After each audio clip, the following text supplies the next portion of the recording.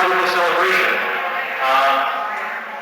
How's that for noise? Can everyone hear me okay? Is that okay in the back, guys? Okay. If you can't hear me, just kind of say louder or whatever, and I'll try to speak louder. Okay, for all you old people in attendance. Is there a doctor in the house? Is there a doctor in the house? Well, I think most everyone's here now. There will be some more people coming as the program starts, but we want to welcome you to the Honor Rear Roast. And, the 50th anniversary of Ottawa and Des Ritter. As you know, many of you, Mom and Dad have now been married 50 years as of yesterday. It was their actual anniversary, and Mom was nice enough to get Dad an ice cream cone last night for their anniversary, so I thought that was quite nice of her. We'd like to welcome all the family and friends of my mom and dad, and also Maury Masson. He's here, but we would like to.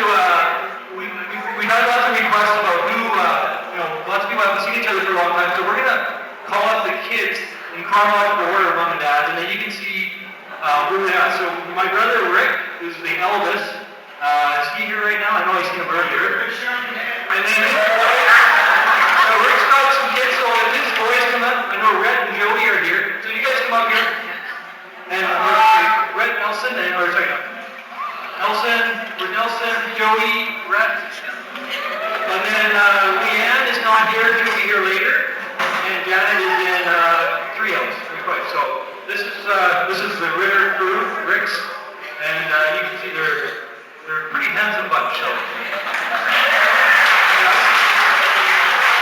Next is Alan and Carolyn, so that's them there, and their kids, they're all here. They've got 5, so Alan's a pretty prolific producer. So Carolyn, come up here, and the boys and the girls, there's Ashley, Sean. The boys are dying. Okay, they're down playing. Jesse Barrett. Are they out there? I just seen them out there. Where are they? Don't get in here. There they are. There's Jesse Barrett. Come on up here, guys. Oh man, do I have to? Okay, so that's some of them. And Sean, where's Sean? Is he not around? And Cody? Okay, so they have fun. Okay, so there's Alan and Carolyn and their kids, okay? Then the next was me, and just imagine my wife, who's driving down now from Westlock, and my 3 kids. And 2 girls, Sarah, Heather, and my son David. Okay? So then the next one is Shane. And you heard him. So we'll get Shane and Alana, and then their kids. They got so many kids I can't remember their names. Robert, Jacqueline, Kelvin.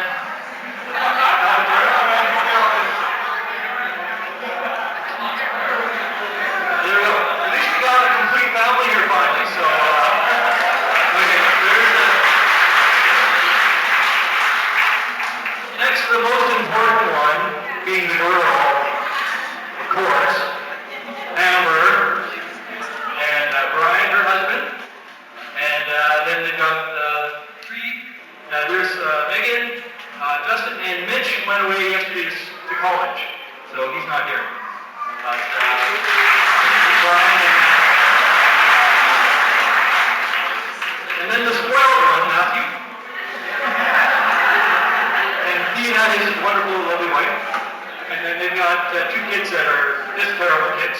Where are they? No, they're wonderful. There's where are they? Majida and Piano. So there's Piano. And don't mess with Piano. He's got a black belt already in Taekwondo. So that's them. So 22 grandkids. And if Leanne was here, maybe she'd be announcing about a great grandkid. I don't know what people. No, that's not. Anyways. So just to let you know, there's going to be. Probably most of you know there's refreshments at the back. and there's food there. So just help yourself as the program goes on. It's going to be kind of as the afternoon goes on, it'll just be kind of we're doing a few slideshows, and there will also be some open mic time if you want to share stories. And then just visit with friends and family. So feel free to walk around and don't worry about what's going on up here. If you want to kind of keep it nice and loose that way. So, anyways,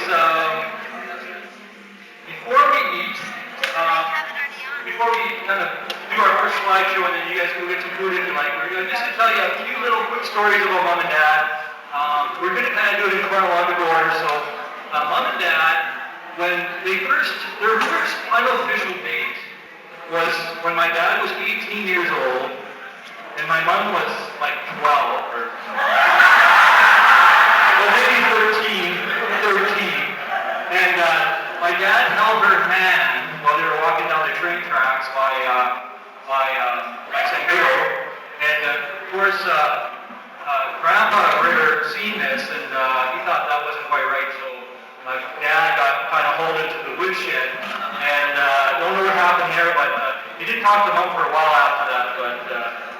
But when they finally did get together, it was years later when Mom and Dad, well, my grandpa Colson, Mom's dad, had a gas station up in Fox Creek, and he was desperately looking for someone to buy it. Like this was a hole. This thing, like this was worth up. This was a dump, eh?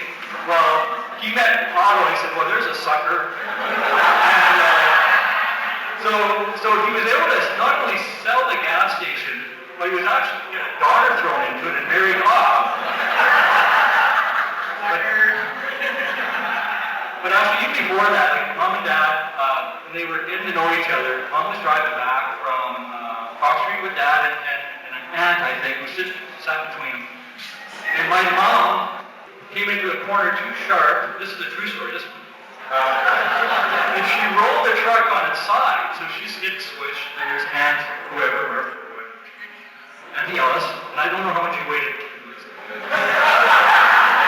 And then my dad, so they had to get out of the truck, and my dad was very gracious and forgiving, and fortunately, Grandpa Colson could fix anything, so he took care of the truck. And the next day, my dad asked Mom on a date, and that's how it all started. So many years ago. So we're going to go to a video clip. But before we do that, the first little video, we're going to get Gus to just say a little prayer for the blessing on the food and on us sticking together.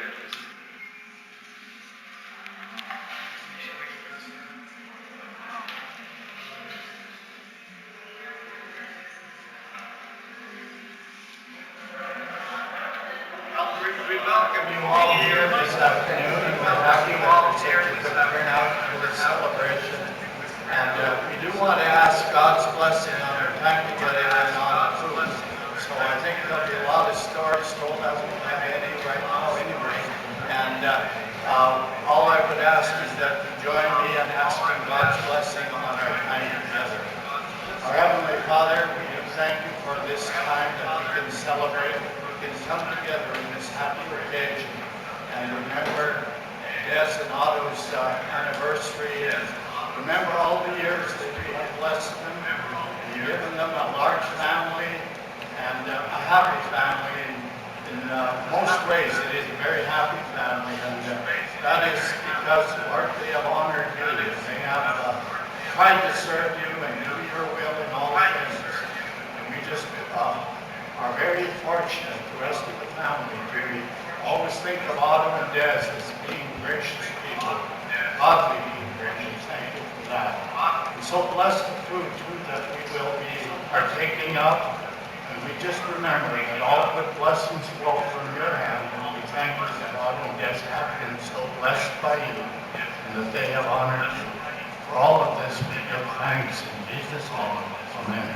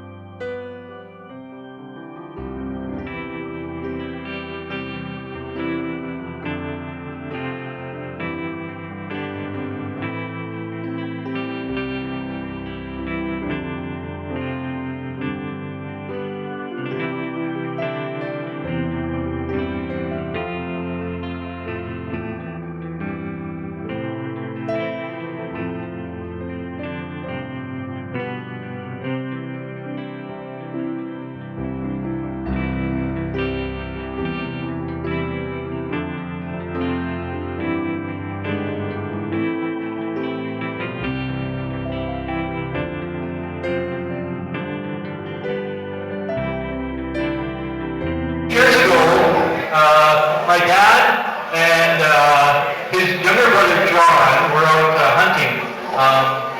Rick and I were in the back of his truck, and so one of the favorite places we used to go moose hunting was at Kaliba's farm. Anyway, so Dad drives up there, and he goes, I'll just be in the go talk to Nick. And so Johnny stays in the truck with the kids, and Dad goes and he talks to Nick, and Nick goes, oh yeah, you can go hunting on my land anytime, model. But you know, I've got a favor to ask. And Johnny says, well, what is it? And Nick says, well, you know that horse of mine, he's pretty lame right now, and you know, I just don't have the heart to put him down. Do you think you could shoot him for me? And so my dad said, yeah, you know, I can do that. So on his way back to the truck, Dad says, well, you know, I'm going to pull one on my brother John. And so he rushes back to the truck, as mad as he could be. He said, you know what that guy told me? He told me to get off his land and never to come back. He says, I'm going to show that guy. So my dad grabs the rifle, goes out, and he pops the horse. And then he comes rushing back to the truck like he's, you know, let's get out of here, let's get out of here. Well, John's not around. John's nowhere to be seen. And then you hear boom, boom. And he looks over, and John comes running back. He says, I shot the pig in my cow too. I don't know how true that story is. I was pretty young, but the person needs a little bit more land. Anyways, we're going to show another video clip here. I'm going to get Carol West to come up and tell a story, but for you who don't know us kids very well, and most of you do, one of the brothers, and I won't name him, but he's the oldest, has always been known to have a bit of a temper. And we always kind of thought, you know, most of the rest of us are pretty mellow, you know, but there was always this temper, and we go, where does this come from, sort of thing. Well, last night we were reminiscing about stories, and these two are true stories, okay? So when my dad first had his gas station, the health inspector showed up, and they had just built a new restaurant. It was all ready to go, immaculate, and this inspector, I think, was looking for a bit of a kickback. And so he comes in and says, you know, it doesn't look good enough, you're going to have to do this. And my dad lost it. And he grabs the guy, he yanks him out of the restaurant, and he throws him out and told him never to come back again. And whoa, my dad, are you serious? And then then the other one was, there was this kid in town, and he would always come into the gas station. My dad's a pretty neat guy, so he'd have the oil cans all stacked nicely when he has a gas station, and everything would be neat. Well, this kid would come in and do stupid, like he would kick a can out so all the oil cans fell over, and he would spill dirty oil on the floor and stuff like that. So Dad said, you know, next time he catches that kid, he's going to show him a lesson, right? So next time the kid shows up, my dad gets one of his helpers to grab the kid. He goes, let's take him into the garage. So he takes him into the garage, and he's got an engine winch there, you know, lift the engines out of the car, right? And he's saying, so what are we doing with this kid? And my dad says, we're going to hang him. And so they take the kid, they bind his hands behind him, and this is the true story, by the way. And they put a rope around his neck, and my dad hooks it up, and he yanks on the winch, eh? He's just going to give him a little scare, right? Well, anyways, the kid goes blue. And Dad looks like, oh my goodness. But anyway, so I think maybe that's where the temper came from anyway. So before Alan shows the next video clip, Carol West wants to come up and tell a little story. And then Alan's going to run a little clip. So come on up, Carol.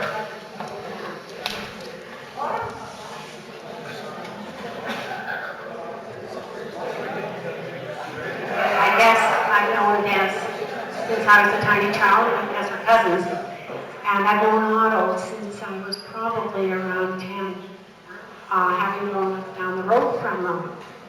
And one of the things that always hurt was that Otto's family went to church, and they never invited us. And but all of this was rectified when I moved to Fox Creek.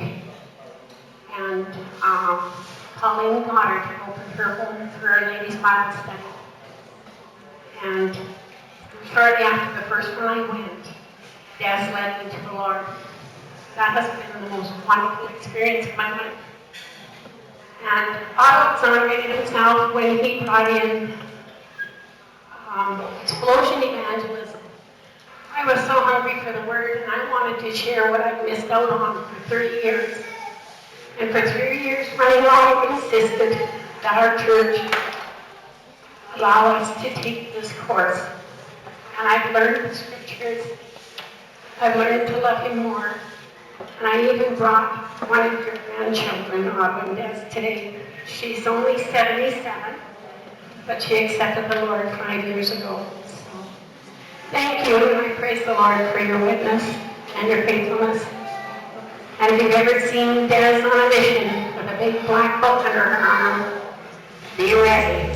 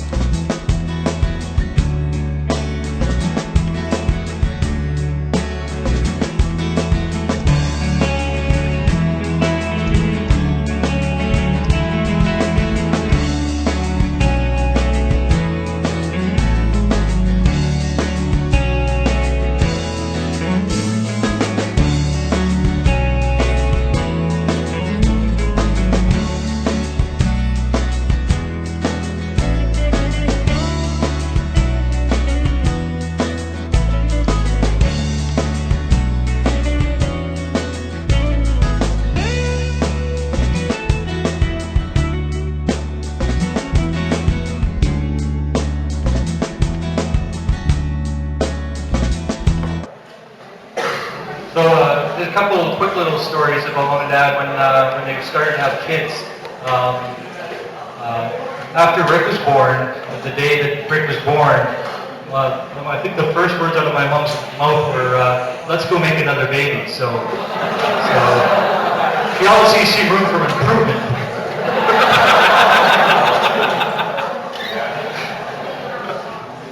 Anyway, so.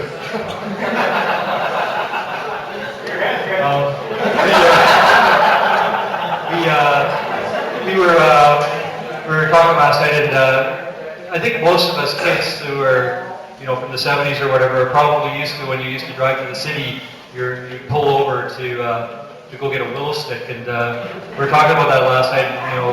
We kind of figured it was probably, we were working on our, the boys could be in the back, working on our memory verses, and I think we mixed up the words thee and thou or something like that. Off we'd pull over, and Rick would have to go get the willow stick, and then we'd go down the line. But and when we were younger, we kept hearing this word every once in a while, and it was always kind of when you were misbehaving. It was like, "You little shyster," or "What are you doing, you shyster," and stuff like that. It's just, I'll get more to that a little later, but this word was introduced to us because my dad speaks German, and him and his brother would get together sometimes and speak German. We never understand them. We just laugh at them because they were laughing so much. But probably one of my favorite memories when I was a kid is we had done something I can't remember, probably something really minor again, and Dad had lined up all four boys, Rick, Alan, myself, and then Shane, to go get a spanking in the back bedroom, and Shane thought he'd be a comic, so Rick was going to go in first, and then we go in order, right, and get our whipping. And so Shane thought he'd be funny, and he turns around and he goes like, tiptoe, tiptoe, it's up to the best of my go. And then my dad, I still remember this, because my dad says, "Okay, Shane, you're taking a licking for everybody." And all three of us boys, we had the biggest grins on our face. And poor Shane's face, you just think horror comes across his face anyway, so. Just another day. Just another day. So, I want to share one more story, and then we'll do another video clip actually, but we used to do lots of goose hunting with the uncles, and usually we had lots of fun with that. It was great going usually up by Donnelly, by Peace River, and again, this word shyster would come up quite a bit when we were up there, but the fondest memory is that when you get all the uncles together, and I think the dads or our uncles would have the contest on who was allowed to snore. It was brutal, but I think Gus won. So we're gonna flash to another video clip here right now, okay? Anyways, again on open mic, if anyone has a story, either funny or something memorable that you want to share, share them around your table at least. But if you want to share them with everybody, just come up and use the mic, okay? Thank you.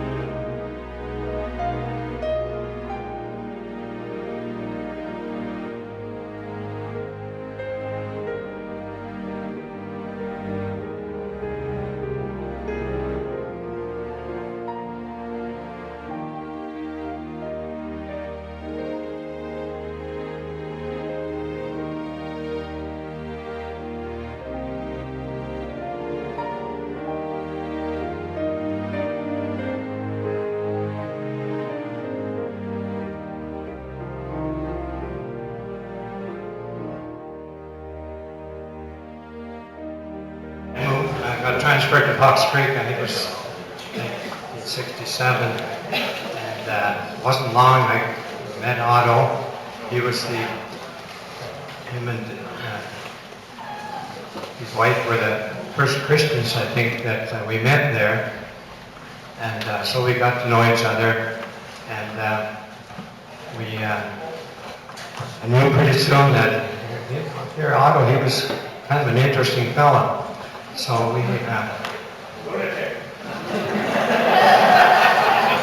anyway, we did a lot of things together, including going goose hunting.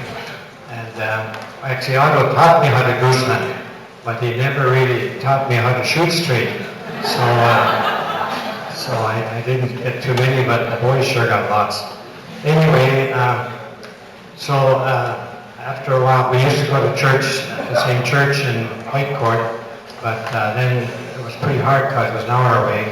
Sam Eels arrived and started church work there. And of course, it wasn't too long that Otto's family and Ruth and I, our family, got involved. So Otto started coming to church, and Sam had the plan or idea that people they could ask anybody in the pews to pray. And when Otto saw this really bothered him. So when he realized that this was kind of a habit of Sam's, he went to Otto and he went to Sam and said, Sam, he said, if you ask me to pray in public, I won't come back to this church. Now, if you see Otto now, you can see that the Lord really got a hold of him, and that really changed. But anyway, I really appreciated this and Otto, and wish them congratulations, and you're a pretty special couple.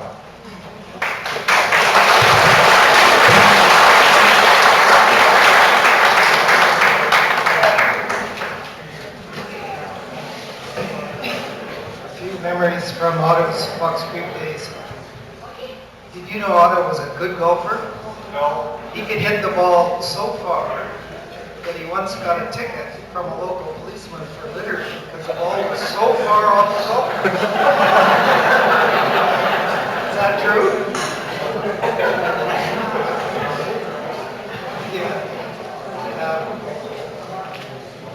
Another little story about our church.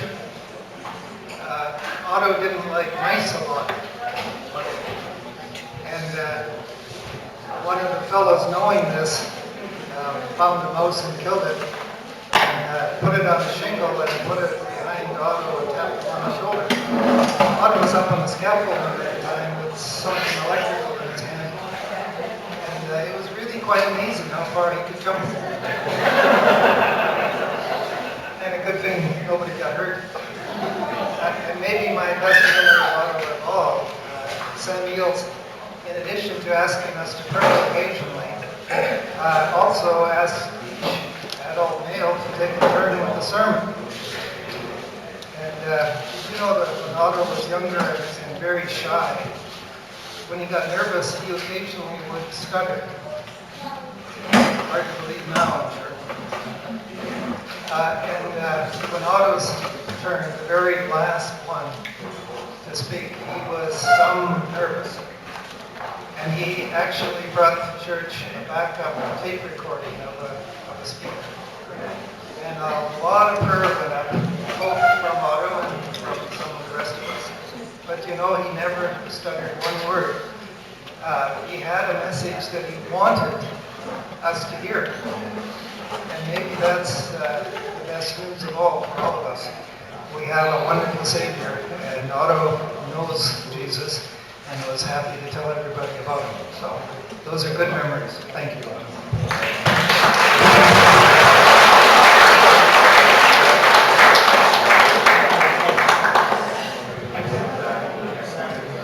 One time my mom, our family, I could say, we went to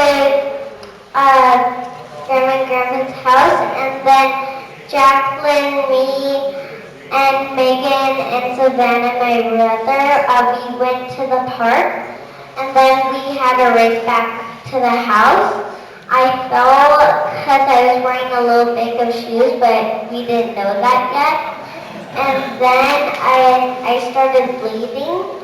So then I went inside and Grandpa said, "Do you want me to just cut it off?" And then Grandma was like, "Oh, Grandpa, you're so silly." And so I know that Grandpa's the greatest sillier.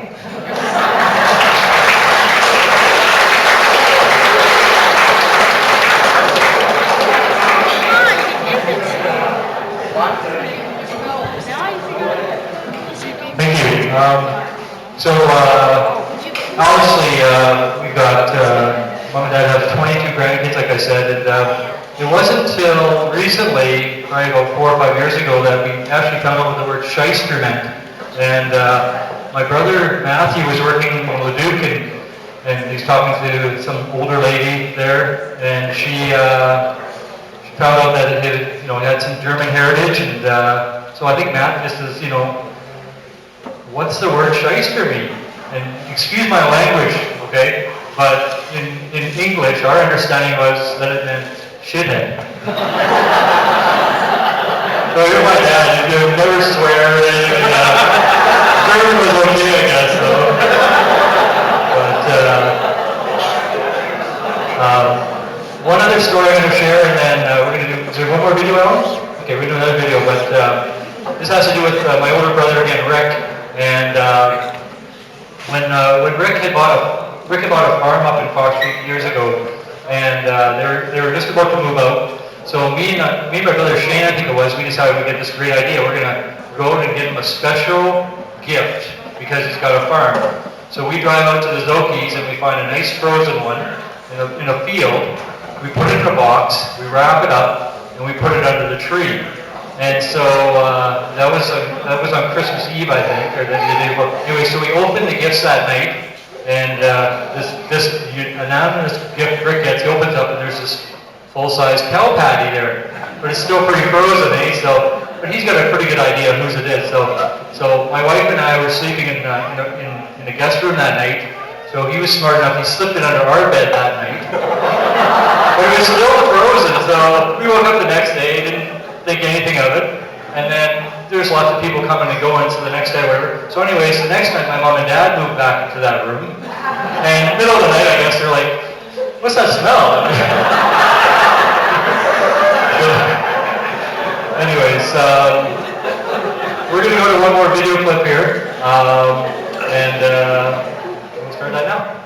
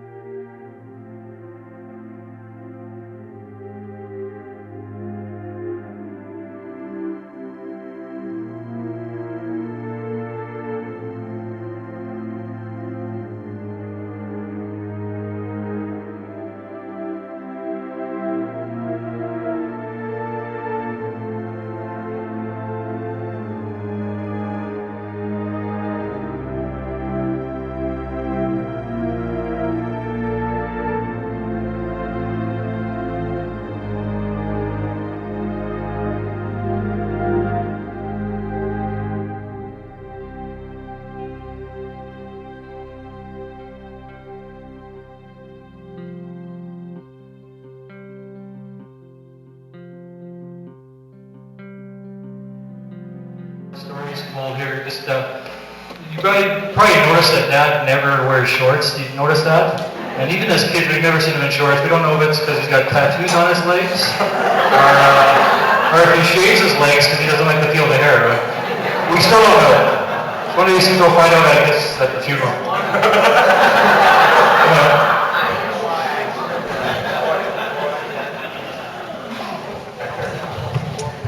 Well, I did, and this.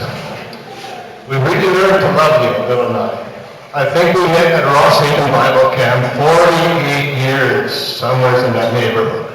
And I'll never forget when we were on the ball field. I'll tell you this, my wife can tell it better. There was a ball team of redheads, Ritters and the Dogs. And my wife and myself were accused from having all those kids. I don't know if you knew this, but anyway, sitting on the board for 30-some years with Otto, and working days, I don't think you know about Otto. You know, Otto really loved mice. If you don't know the story, do not go near Otto with a mouse, because he'll throw an axe, he'll throw a hammer, and he's going to take off. I remember one time I was cleaning out the shed, and there was a dead mouse there. I said, oh, there's a mouse. He threw the hammer, went to the wall, and he took off. He ran for about a block. I said, what's the matter? He says, Earl, don't you ever do that again. I could kill you. You know, Otto, those are good old days. And Lord bless you, we're glad that we could spend the time with you. We missed you at our 50th last year, and your heart goes out, and we're praying for you, because in your health. May the Lord bless you, and congratulations on 50 years. We're 51 now. Thank you.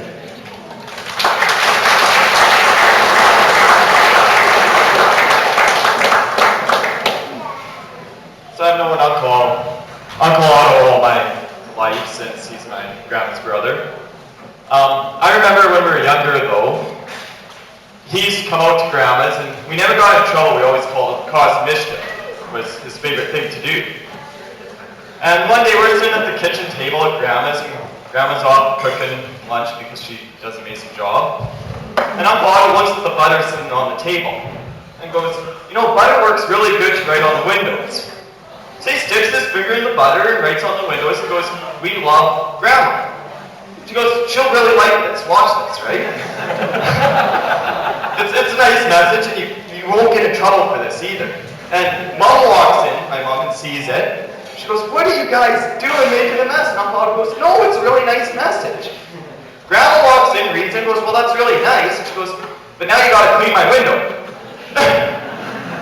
There's another one too, when we're camping at Ross Haven Bible Camp, family camp. We're all out there, and Mom and Dad take off, and we're hanging out with Uncle Otto because he was fun to hang out with. And me and my brother were there, and he looks at us and goes, well, you guys get this candy all week and all that. He goes, what about your dad's cows? What do they get? And we look and go, well, nothing. They just stay at home. He goes, well, you can't really bring them here, can you? And we went, well, no. He goes, well, why don't we get a bunch of grass, throw it in the camper, and then the cows have a treat when you guys go home.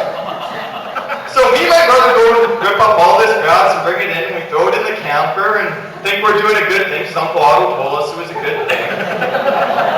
And Mom opens the door and yells, because she liked to yell at us every once in a while. What's all this grass doing? And first words are our mouth was, well, it's Uncle Otto's idea. So she goes and has a talk with him. I'm not sure what was said there, but Uncle Otto came back to us. I think she might have yelled at him and scared him too. And comes back and goes, okay, we gotta make this up better.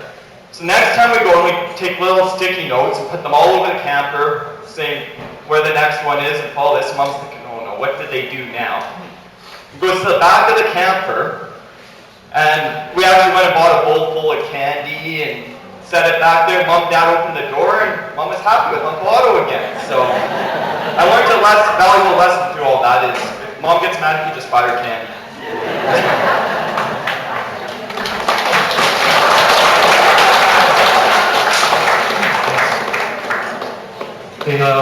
My Auntie Karen has a few gifts here for my mom and dad. So if Dad can come up first, present the gifts.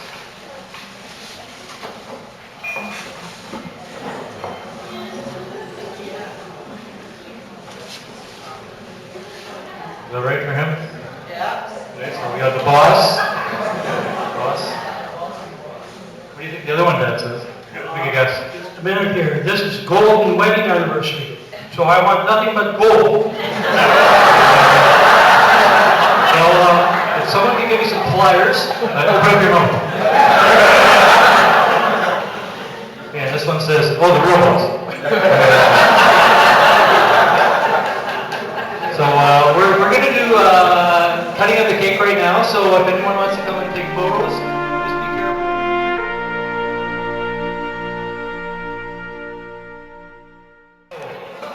For anyone who doesn't know, this is my mom. I call her Mom. So if you can have a seat, my mom will have a few words. Then my dad will say something. And if he talks for more than 5 minutes, let's rush the stage. As you can see, it's nothing but abuse. What do you do? I'm just so thankful that you all could come. This has just been really special. And I really want to thank you for every single one of you that you've all had some input and touched my life. And I just want to thank you for that. And it's been great seeing you, and I hope you've had a good visit. And I want to thank the Lord for my husband. He's been pretty good after 50 years. I think I got him trained. But if I have another 50, there could maybe be a little bit more improvement, but I don't think there's that much. Of course, that can have a lot for me, but we're not going to lend to that. Anyways, I want to thank you for coming, and I want to thank God for Otto, and I want to thank the Lord for my wonderful children and my grandkids, which are perfect. Aren't you? Let's give them a hand. Thanks, Sam, for working so hard and organizing those brothers. You did a really good job, and just thank you so much again. I love you all.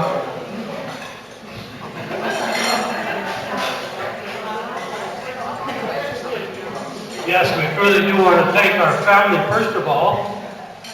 Amber, that pretty well headed it up, and all the work that was put into this. This was quite a surprise to us. We didn't know about it till about 10 days ago. We found out that there was some kind of a do going on. And then 3 days ago, we found out it was at Camp Silversides. And once we knew it was at Camp Silversides, we knew it was going to be quite involved. So thank you very much, family, for doing this. We want to truly thank you for everyone that has come. This has really been a blessing to us. There's many people here that we haven't seen for years. And what a blessing it is that you can come here and celebrate with us today. But above all, I want to thank the Lord. As I look back over 50 years of marriage life, you know, we have decided to live our life, Des and myself, we decided to live our lives for the Lord. And you know, now in old age, that's really, really paying dividends. I was told here a couple months ago that I have heart failure. As a matter of fact, they were preparing me for open heart surgery. Then they came in and said they can't do it, the heart is too weak. I'm beyond that. Well, you know, I had such a peace about that. I came home and I told Des, I said, well, what a better way to die than drop dead of a heart attack.